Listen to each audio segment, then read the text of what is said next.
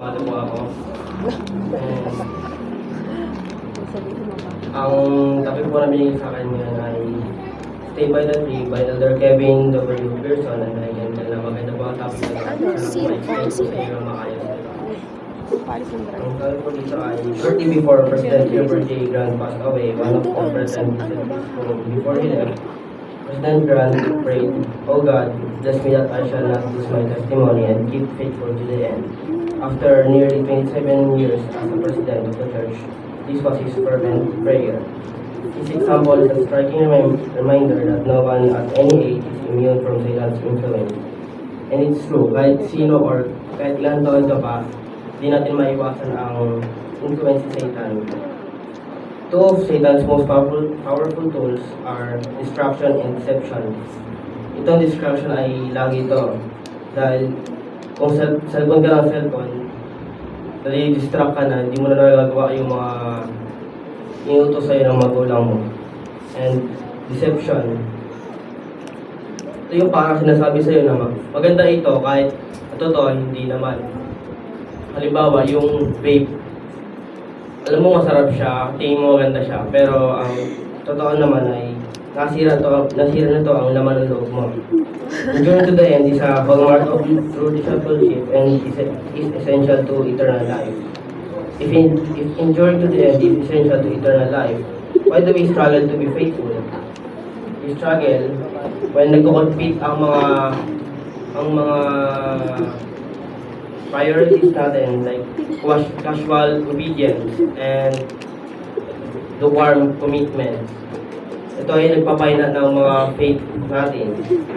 Enduring to the end requires total commitment to the Savior and to our covenants. Yung vision ni Lehi ay isang powerful parable na ng pag-endure to the end. Please prayerfully study and ponder Lehi's dream, then liken it unto yourself as you do carefully consider 6 important principles that help us endure to the end. Meron 6 na important principle na nakakatulong sa atin na mag-endure to the end. Number 1 ay don't forget to pray.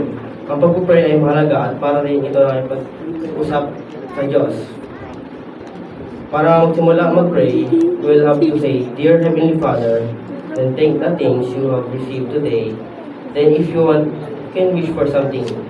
Then you end it with saying, "I leave these things in the name of Jesus Christ. Amen." Yan yung mga bagay na kailangan mong tandaan pa mag-pray. We begin with Lehi alone in dark and dreary ways. Each of us experience periods of darkness and loneliness. When life gets dark and dreary, don't forget to pray. Kaya kapag ang journey natin ay sa buhay ay naging malungkot, don't forget to pray. Minsan, pag tayo nagpo-pray o nagbabasa ng scripture, naglalay ito ang feels natin. Pero may mga iba pa rin na wala may pake kung hindi nila iniintindi yung mga binabasa nila. Kaya, chances are baka minhawa ang pakiramdam mo pag nagbabasa ka, pag naiintindihan mo ang mga binabasa mo. Follow President Gilbert J. Grant's example. Pray for the strength to endure to the end. As Heavenly Father, what more would you have made to? Mag-pray daw tayo para sa lakas natin mag-endure to the end.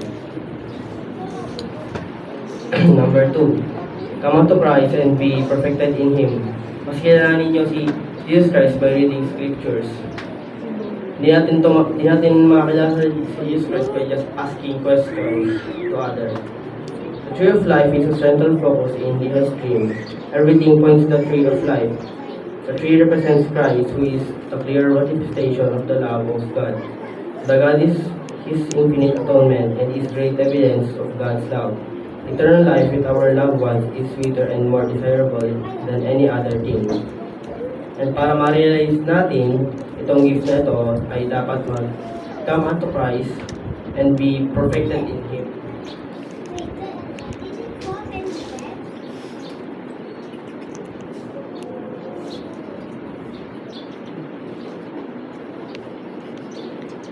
He is the way, the truth, and the life.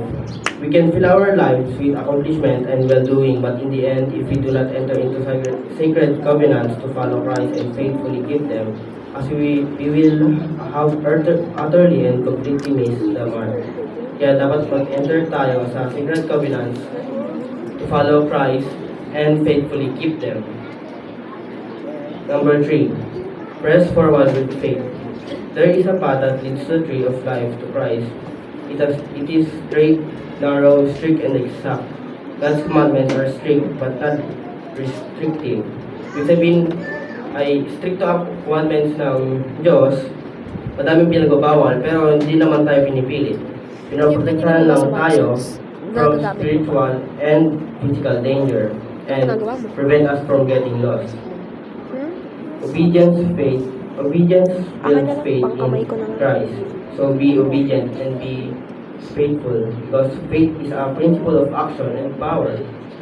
Consistently following the Savior's example produces spiritual power and capacity. Without the strengthening and enabling power of the atonement, it's impossible to stay on the path and endure to the end. Strengthen always enable your power of atonement so you can stay on the path and endure to the end. Number 4, the Book of Mormon is a key to spiritual survival. Life's journey is challenging. Madalit lang maligaw, maging curious ka lang at umalis ka sa path, maliligaw ka na kaagad. Tribulation is an inevitable and indispensable part of our eternal progress. When adversity comes, don't let something you don't fully understand unravel everything you do know. Be patient, cling to the truth. Understanding will come. Kahit madami ang distraction at adversity, maging patient lang tayo at mag-cling lang sa katotohanan. Understanding will come. Trials are like great mists of darkness that can blind our eyes and harden our hearts. Unless we are continually holding fast to the Word of God and living it, we will become spiritually blinded rather than spiritually minded. Search the Book of Mormon and the words of the living prophets every day. Is the key to spiritual survival and avoiding deception. Without it, we are spiritual lost. Kailangan natin i-search ang Book of Mormon and words of living prophets dahil ito ang susi para sa spiritual survival natin at para makaiwas sa deception without that we are spiritually lost. Fifth principle, don't be distracted and deceived. To give careful attention, heeding those who do not believe in Christ will not help you find Him. It's not posted there. Only the Savior has the words of eternal life. Everything else is just a word. Don't heed those who don't believe in Christ. Dahil hindi ito nakakatulong. Hanapin siya sa large and special building symbolize the vain imagination and the pride of the world. In other words, destruction and deception is filled with well-dressed people who seem to have everything. But they mock the Savior and those who follow Him. Ang special building ay destruction and deception daw. Puno ito ng well-dressed people na mukhang meron sila lahat, pero inaasar lang nila ang Savior at ang mga follower ng Savior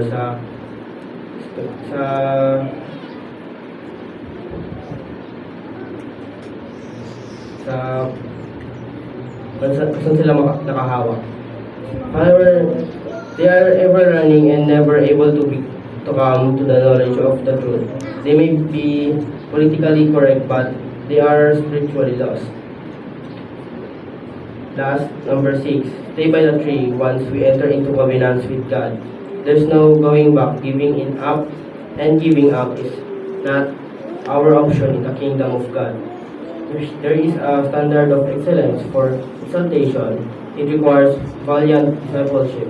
Di po madali ang makasali or maibilang sa mga valiant disciples of God. Pero yun ay posible dahil sa atonement and God's love para sa ating lahat. Alam ko po na, brother and sister, na kung tayo mag-endure to the end, makakabalik po tayo na maayos at mahusay sa ating Ama sa langit. Iniwan ko ito, pangalan ng ating pangalan ni ni Jesucristo. Amen.